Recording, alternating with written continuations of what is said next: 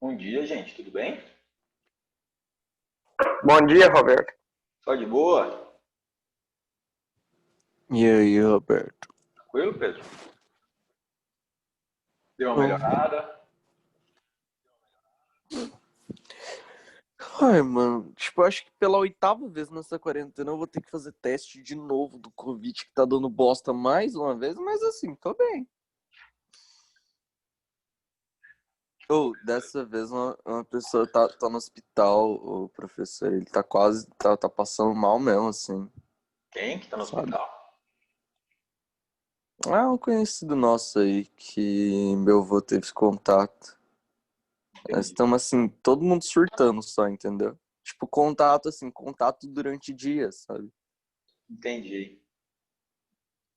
Aí E, nós estamos todo mundo assim, eita porra. e ele testou positivo? Não, meu avô ainda não, mas o cara sim. Aí, Um tá, cara tá aí. assim? É, Entendi. mas assim, tirando isso também. Coisa, rapaz. É complicado, pessoal. Não, vai dar tudo certo, se Deus quiser. Vai sim. Eu tô vendo que, tipo, eu acho que já tem quase resistência, tá ligado? Porque é tantas vezes, acho que já foi umas três, quatro.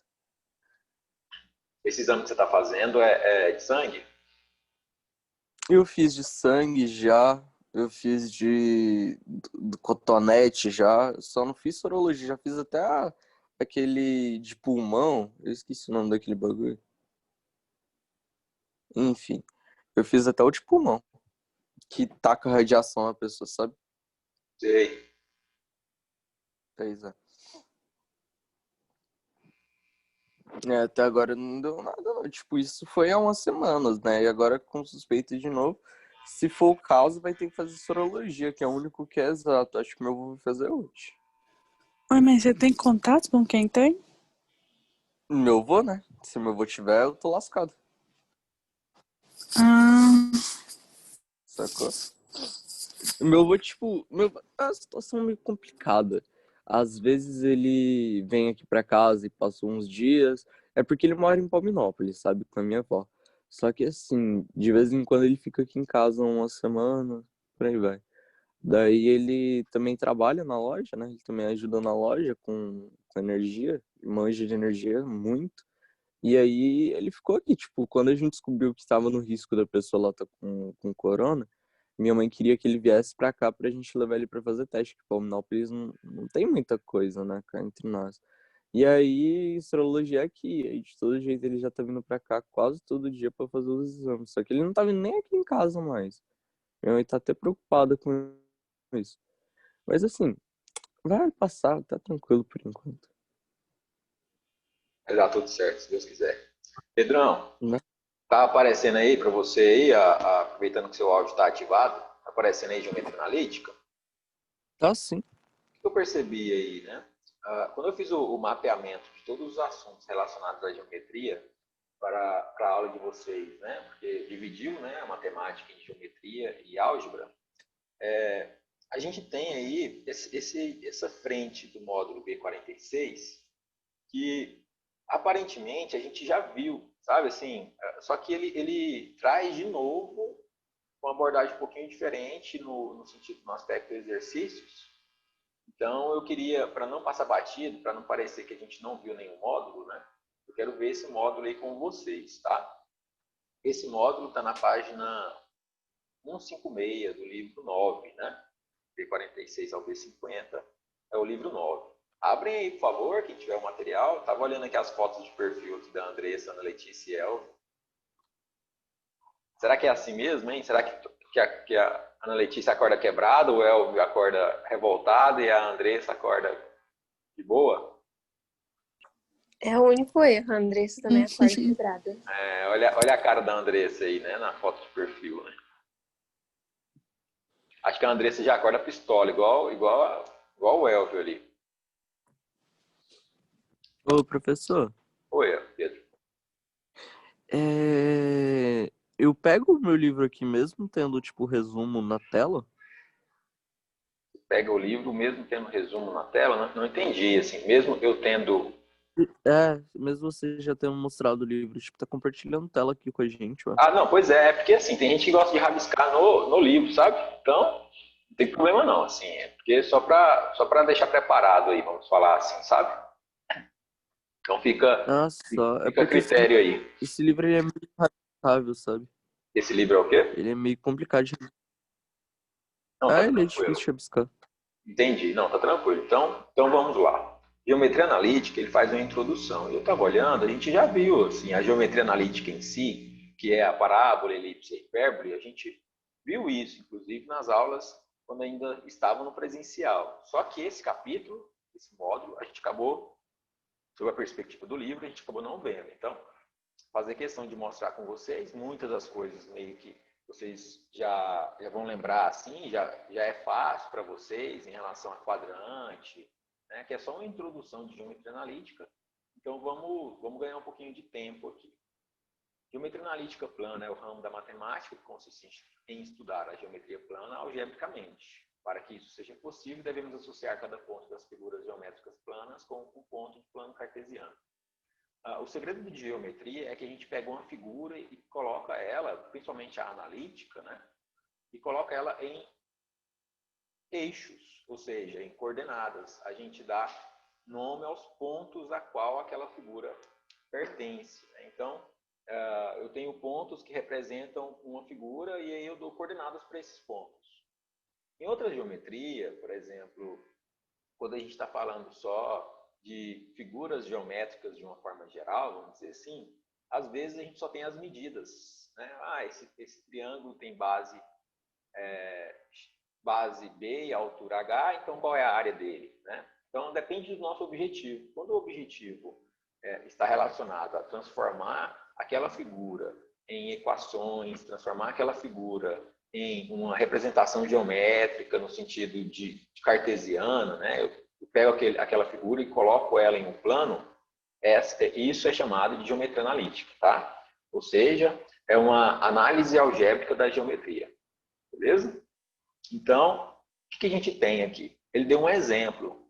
Por exemplo, eu tenho a função de primeiro grau y igual a 2x mais 1 e ele fala que é uma reta. Então, é muito importante para vocês entenderem e aprenderem a ver uma equação e já saber qual é a figura, né? Ou seja, que geometria ela representa. Então, quando eu tenho um x, ou seja, uma equação de primeiro grau, é sempre uma reta.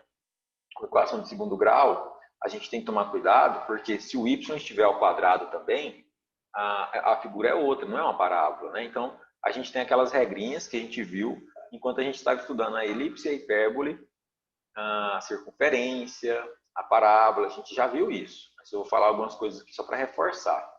Quando eu tenho uma função em que uma das variáveis, né, nesse caso aqui o y, ela está de primeiro grau e a outra, como no caso do x, é de segundo grau, eu tenho uma parábola.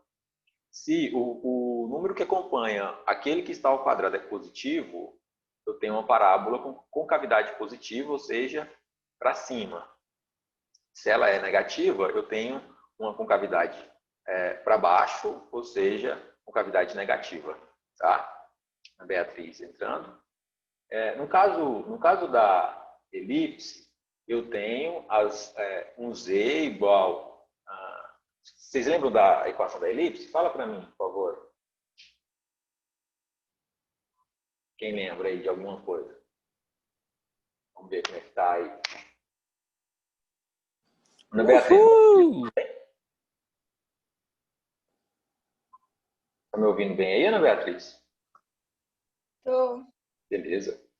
No caso da elipse, eu tenho uma estrutura de duas variáveis em que as duas estão ao quadrado e elas são iguais a um número 1, por exemplo. Então, eu tenho x ao quadrado sobre 25 mais y ao quadrado sobre 9, isso é igual a 1. Então, eu preciso encontrar uma equação, reduzir essa equação de forma a eu ter uma estrutura de valores positivos elevado ao quadrado, dividido por seus respectivos raios no eixo. Lembra que eu tenho para cada eixo eu tenho um tipo de raio? Então, por exemplo, se eu tenho x ao quadrado sobre 25, a medida do centro da elipse até o último ponto do x é 5, né? É aquele raio no eixo x.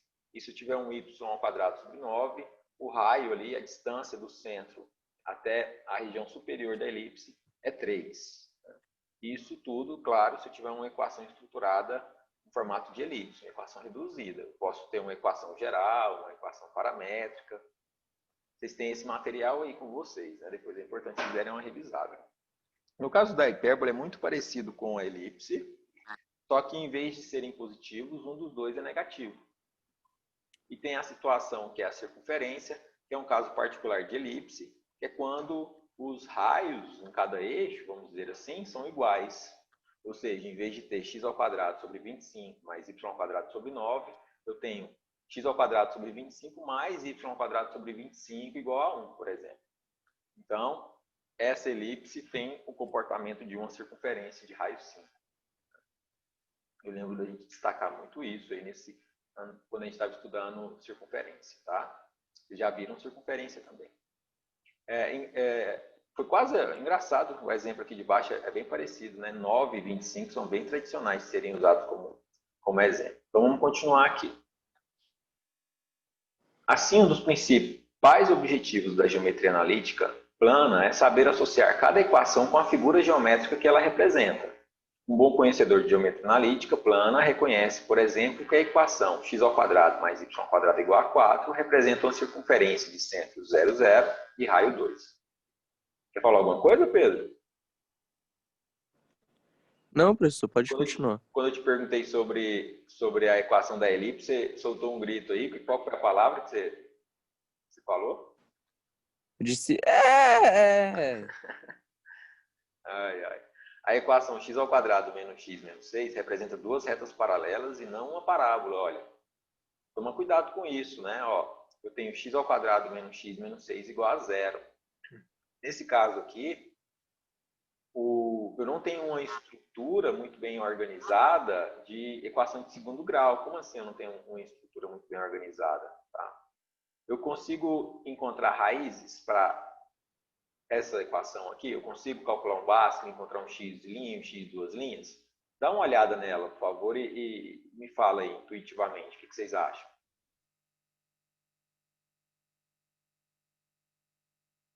Quando eu encontro, se eu encontrar x linha e x duas linhas, quais são os valores?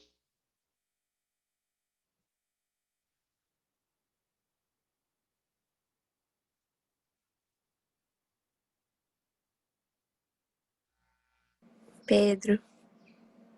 bom dia.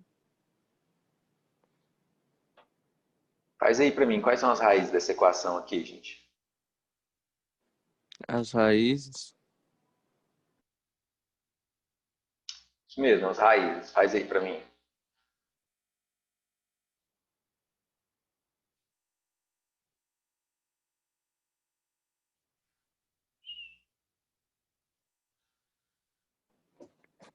Eu não lembro, não, professor. Envolve o Bhaskara dela para mim. Uai, é Bhaskara, né?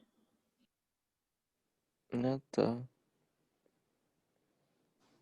Cadê a metade Vamos da ver como é que sala? vocês estão. Ser Como é que vocês estão de em Bhaskara, exatas. né? Ai, meu braço.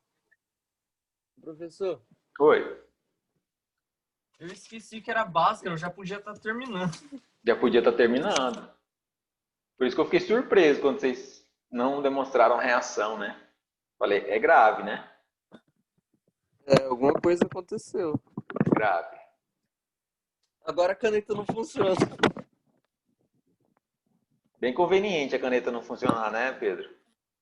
Eu achei minha lapiseira, relaxa. Pera aí que vai dar certo. É 3 menos 2. Pera aí, Andressa. Não sabe brincar. Ô. Desenha Desculpa, é que eu sou a maioria da sala que é de exatas. a maioria da sala de exatas. A gente é a sala completa, né? 50-50, me respeita. Agora, desenha aí. Vamos desenhar essa aí, Andressa, pra gente entender. Ó. Vou colocar os eixos aqui. Você encontrou um x1 igual a quanto? Não consigo desenhar, porque isso é muito de humanos pra mim. Só um segundo, professor. X igual a quanto? Deixa eu terminar com isso. Andressa, fala os valores que você encontrou, por favor. 3 e menos 2. Tá tentando aí, Pedro? Mais alguém tá tentando?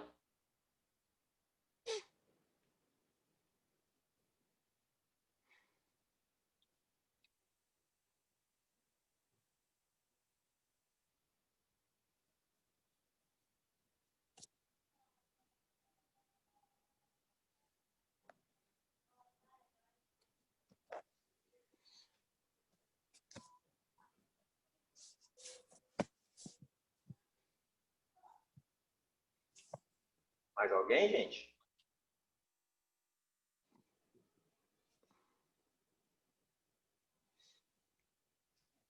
Pode falar, né, Letícia? Você tá tentando, no caso, você levantou a mão, você tá tentando.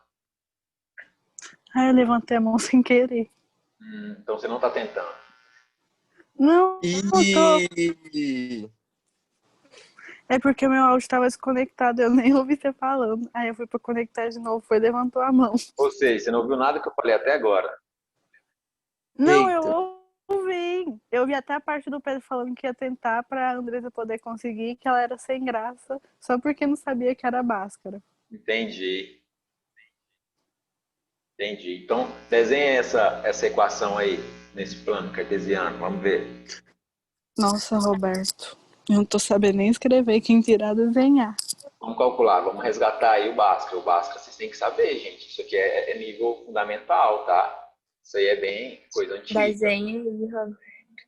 Delta É é só igual. colocar as raízes das parábolas no 3 no menos 2. E qual que é o valor que toca no Y? Aí, não sei. ué, é Aí a um gente X. substitui na equação o x igual a 3 e o x igual a menos 2. Bem, mas será que todo mundo sabe fazer? Será que se eu fizer aqui a pessoa vai deixar de tentar? Sim. Eu acho. Será que tem alguém que não sabe fazer o Bhaskara? Não, que não sabe fazer o Bhaskara, eu duvido, professor. Eu acho que todo mundo da turma sabe. Eu acho também. Mas cadê? Tem a Porque, musiquinha. Qual que é a musiquinha, Letícia? A musiquinha do Bhaskara eu não conheço, não. Ah, não. Você se recusa a Não cantar? vou, não vou cantar, não. Você Me se recusa. recuso. Mas os meninos lembram, o Felipe deu aula pra gente, ele cantava. ele ficava cantando a B musiquinha, nossa, quadrado menos 4, 4AC é o delta que eu vou descobrir. que eu vou aprender. Tem que rimar, né, o caralho, que eu vou descobrir não rima. Falei, mas É, não. música, a melodia em si, a definição dela já exige uma certa rima, não? Uhum, é que eu vou aprender. D ao quadrado menos 4AC é o delta que eu vou aprender. Às vezes, assim, eu me preocupo com a falta da tentativa, né? Porque às vezes a pessoa acha que sabe, mas deixa de praticar durante muito tempo e aí ela esquece, né? Se perde aí na ideia, tá? Tem que tentar, gente. Tem que tentar. Eu coisas que eu vi no ensino médio de assuntos que eu nunca mais estudei, eu esqueci, né? E isso me faz falta, né? Assim, como se diz, é grave, né? Biologia, geografia, muitas coisas a gente acaba esquecendo mesmo, tá? A geometria vai ser bem difícil. Vai mesmo. Então, assim, pelo menos agora, antes do Enem, tem que ir praticando para não perder, né? Pelo menos para você ter aí uma nota boa na matemática, porque ela tem um grande peso aí no seu Enem, que vai definir muita coisa no seu futuro, né? Então, Professor, o que é uma nota boa em matemática para ser no Enem, tipo, para um aluno de segundo ano? uma nota boa, É. 700 para cima já é uma nota que deixa de atrapalhar a sua média, né? Vamos falar assim, sabe? Aham. Se você para pensar, você não precisa tirar 900, 800 e tantos nas disciplinas, nos assuntos que você não domina, né? As que você não gosta, ou que você não estudou, assim, é difícil tirar uma nota acima de 700 em assuntos que você não estudou, né? Bem difícil. E a gente tende a não estudar aquilo que a gente não gosta, como aí, no caso da maioria, matemática. Só que qual que é o problema, né? O problema é a influência e o peso que a matemática tem na nota do Enem, sabe? É muito alta a influência da matemática no Enem. Então, se você tira 700 em matemática e você tira aí notas maiores em redação, ou em português, ou em linguagens, né? Vamos falar assim, códigos, ou em assuntos que você tem mais facilidade, como humanas, geografia, história, né? Eu acho muito difícil tirar notas acima de 700, 800 em assuntos relacionados a humanas no Enem. Por quê? Porque são assuntos muito diversos. Eles pega aí toda a história em nível mundial e coloca em uma prova, né? Então, assim, eu acho difícil, entendeu? Mas, por quê? Porque eu não sou de Mas humanas. Pode falar, El. humanas é mais difícil que exatas. Eu acho, assim, é claro que eu sou Tá suspeito para doido? falar. É claro que eu sou suspeito para falar, né? Mas eu acho muito mais complexo, muito mais, assim, matemática, gente, vamos ser sinceros, matemática do ensino do Enem, muitas questões se resolvem por raciocínio lógico, se você não souber a fórmula e a... Quase todas, professor. Muitas delas, assim, você pode falar em Professor, 70% das questões de matemática do Enem, você consegue desenvolver por um certo raciocínio. Às vezes, esse professor, raciocínio te dá um trabalho maior, você gasta mais tempo nele. Pode falar, Pedro. eu te falo com sinceridade, eu não sabia 90% dos conteúdos da prova de matemática do Enem. Eu tirei 600 na nota de matemática. Pois Só de é, matemática. enquanto você Foi a estava no maior primeiro nota. ano, né? Sim, primeiro ano. Pois Foi, é, foi a maior nota que eu tirei depois de redação, professor. O resto dos conteúdos foi tudo abaixo de 600, foi tipo 500, 500 e tanto. pois é, por quê? Raciocínio, né? Então, você desenvolveu um certo raciocínio em função das suas experiências relacionadas à programação, jogos, estratégia, tudo isso ajuda muito aí na hora de desenvolver um certo pensamento matemático no aspecto raciocínio. E o Enem ele trabalha muito com isso. Agora, o Enem de humanas não tem raciocínio, você tem que saber a informação, você tem que ter ali o domínio da data, do personagem, vamos dizer assim, né? Do local em que aquilo aconteceu. Então, assim, eu que tenho dificuldade em decorar as coisas, memorizar assim, grande quantidade de informações, eu acho o assunto humanas do Enem muito mais difícil do que o assunto matemática do Enem, muito mais. Agora, tem a matemática dos vestibulares igual da UNB, da USP, em que aí tudo bem. Por quê? Porque essas questões você não resolve por raciocínio. Você tem que saber a fórmula, o procedimento certinho. Não sai. Assim, você não consegue resolver.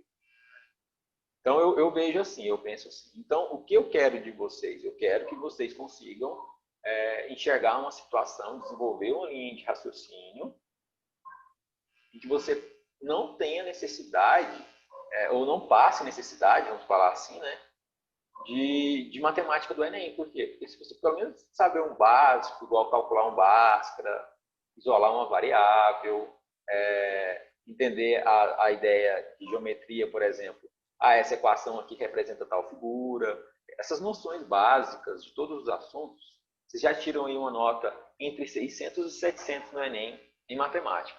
Tranquilo. Tá aí o Pedro aí que tirou aí 600 enquanto estava no primeiro ano, né?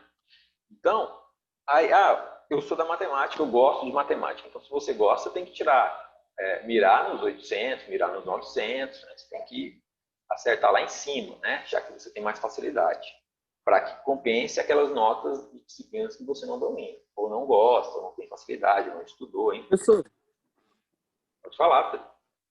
eu acho que a Andressa, inclusive, tirou mais do que isso. Eu não lembro. Quanto você tirou, Andressa? 699, não sei o quê.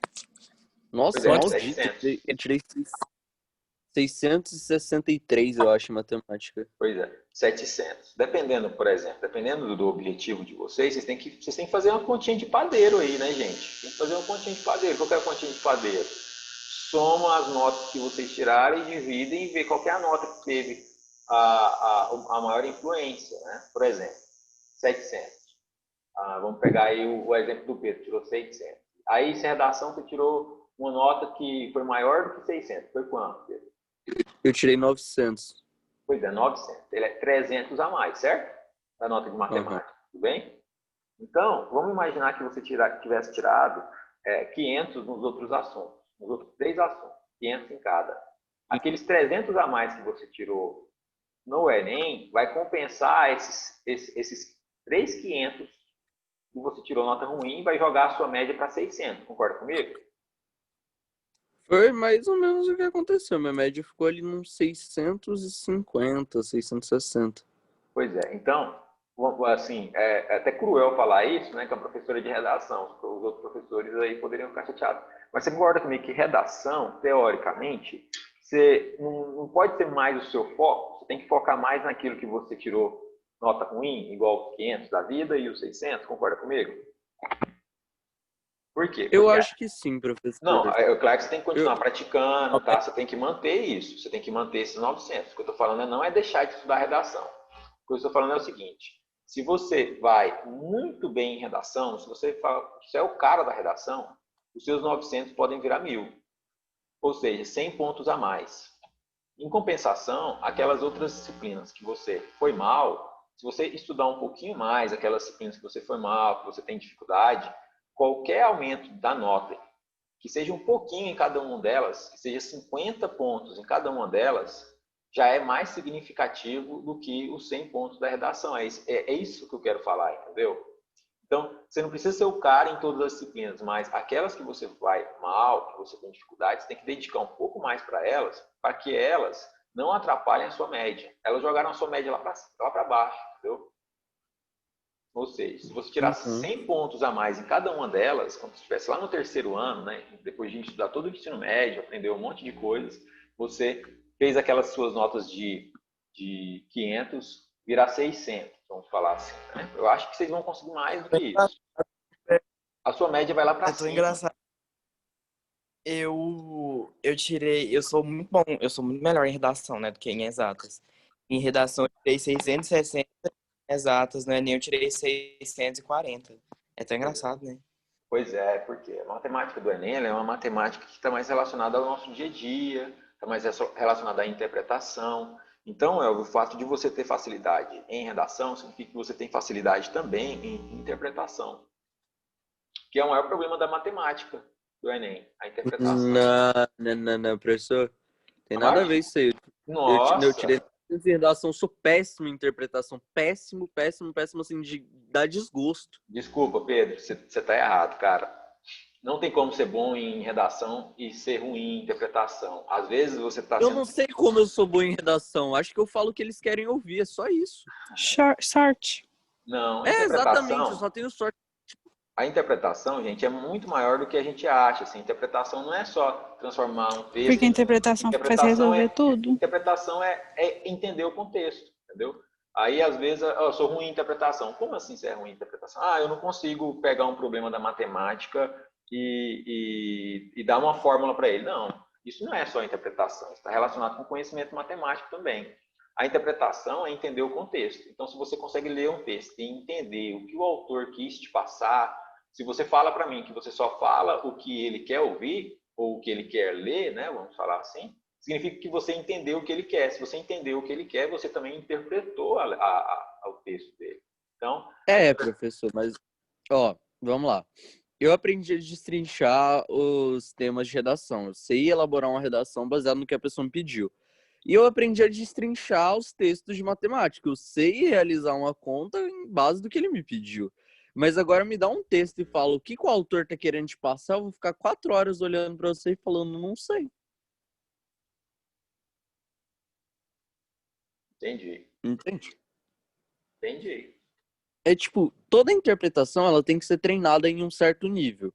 Não é porque você sabe muito bem redação e interpreta e resolve, tipo, o contexto que eles estão pedindo na redação que você vai pegar uma questão de matemática e vai saber exatamente o que eles querem, né? Não é assim também. Tipo, você tem que treinar em várias áreas de conhecimento. Pois é. Então, a essência da interpretação é entender o contexto. Só que, dependendo do conteúdo, se você não domina o conteúdo, você não vai conseguir entender. Então, uma coisa é o conteúdo e a outra coisa é a habilidade de interpretar. Então, a gente não pode misturar as coisas, entendeu? Por exemplo, o Elvio acabou de falar que ele tem dificuldade em matemática, mas ele tirou uma nota quase igual à da redação. E ele se considera bem melhor em redação do que em matemática. Por que isso? Porque a matemática do Enem também está relacionada à interpretação e, às vezes, um raciocínio ali, raciocínio lógico ali te ajuda, né? Então, o que eu pedi para essa questão aqui era muito simples, se a gente parar para pensar. É nível fundamental, né? E aí, eu sei que se tivesse tentado, todo mundo tinha conseguido. Ou pelo menos tinha chegado perto aí pelo menos tinha calculado as raízes, né? Mas o que eu pedi foi um pouquinho além, eu só pedi para desenhar o gráfico dessa equação aqui, né? Mas para que isso, né? Transformar um texto em uma linguagem geométrica. Isso é geometria analítica, tá, gente? O meu vídeo está travado para vocês? Tá dando bug? Não, tá Não, normal. tranquilo. Não? Meu aqui deu bug aqui no meu retorno. Então tá. Então o que a gente faz quando a gente tem que marcar aqui, gente? Desenhar uma parábola aí ou uma figura relacionada à equação. A gente calcula as raízes igual a gente já calculou. As raízes deram 3 e menos 2. Eu marco essas raízes. Então eu marco aqui. Deixa eu marcar de vermelho.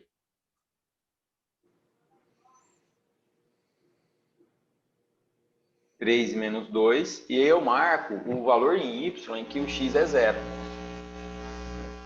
Só que aí o que é o problema? Ó, acompanha comigo.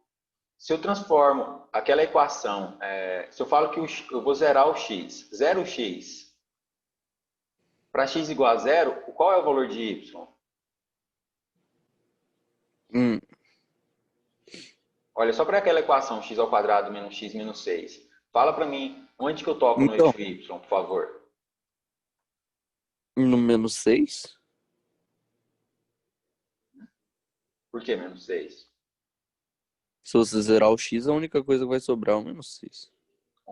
Concordo com você, mas eu posso zerar o x? Não pode, porque vai igualar o menos 6 a zero. Isso não é verdade. Isso não é verdade. Significa que eu não consigo zerar o x. É. Significa que para essa equação x ao quadrado menos x menos 6, isso não é uma parábola. Isso é uma combinação de duas retas. Paralelas? Não necessariamente. Muito boa pergunta, mas não necessariamente. E é isso que o texto trouxe para a gente, né? X ao quadrado menos x menos 6 representa duas retas paralelas e não uma parábola. Nesse caso aqui, o enunciado trouxe isso para a gente, né? Mas a gente não pode concluir, só pelo fato delas não terem um x, que elas são paralelas. Só que qual que é o problema? Aí vai depender da situação, tá? Se ela não toca o eixo y em nenhum ponto, gente, você não consegue ter uma reta que ela não seja paralela em relação ao eixo y, se ela não tocar o eixo y.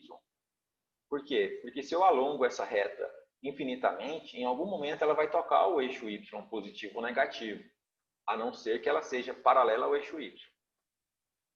Então, para retas que não tocam, ou para equações de segundo grau que formam retas, ou para retas que não tocam o eixo y, a conclusão que você pode chegar é que ela é paralela ao eixo y, de alguma forma.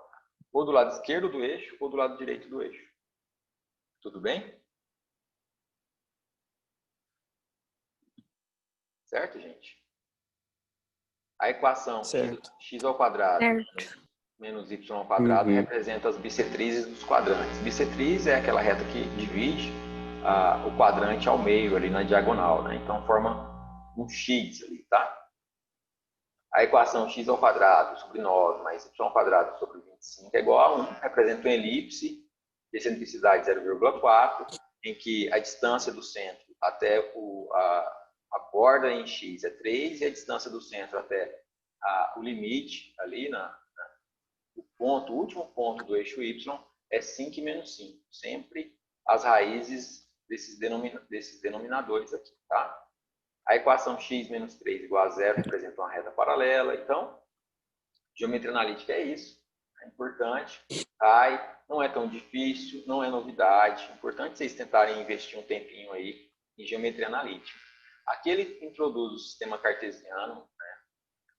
René Descartes. Então, não é novidade. Ele fala para a gente primeiro quadrante, segundo quadrante, terceiro, quarto quadrante. A gente já viu isso em outros assuntos. Então, aí ele vem e traz as observações. Por exemplo, no primeiro quadrante, o x e o y são valores positivos. No segundo quadrante, o x possui valores negativos e o y positivo. No terceiro, ambos são negativos, x e y. E no quarto, eu tenho x positivo e y negativo.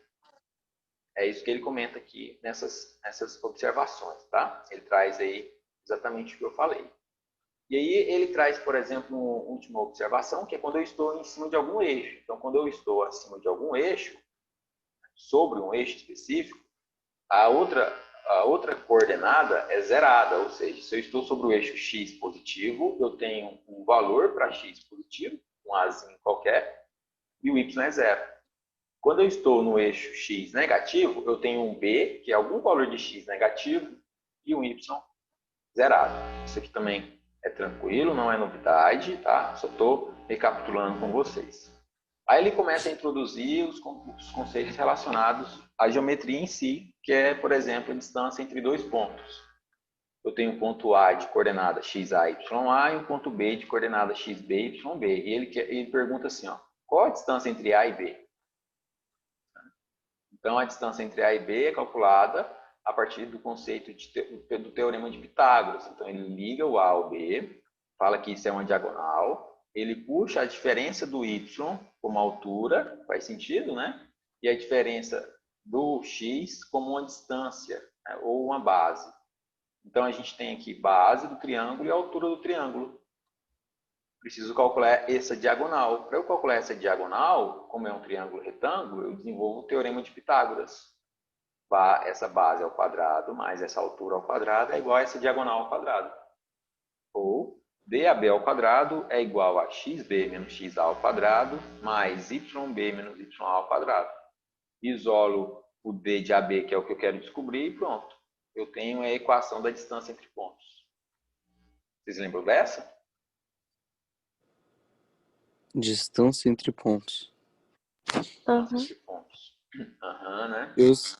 Eu sei É a descobrir. raiz de Pitágoras lá. Na real, tipo, professor, o lance da distância entre pontos é outro nome para você só simplesmente ir lá e calcular a hipotenusa. Só que às vezes você consegue fazer diretamente sem ter que desenhar o triângulo. É isso que a fórmula traz pra gente, entendeu? Por exemplo, calcule a distância entre os pontos A e B. A2 menos 1 e B menos 4 e 2. Calculem aí, por favor. Quanto que dá? Como que a gente faz? A gente pega a variação em x, eleva ao quadrado, a variação em y, eleva ao quadrado, soma os dois valores e tira a raiz disso tudo. Como assim? Para eu sair do 2 e ir para o menos 4, qual foi a minha variação? Foi menos 6. Menos 6. Se eu elevo ao quadrado, qualquer número elevado ao quadrado é positivo. Então, quando fala em variação, você nem tem que preocupar se ele é positivo ou negativo. Foi 6. 6 negativo é verdade, mas ele vai ser elevado ao quadrado, então eu posso esquecer os sinais. A distância entre 2 e menos 4 é 6. E a distância entre menos 1 e 2 é quanto? 3. Então eu pego 6 ao quadrado, que dá 36, mais 3 ao quadrado, que é 9. 36 mais 9, 45. Eu tiro a raiz de 45. A raiz de 45 é a distância entre A e B. Entendi.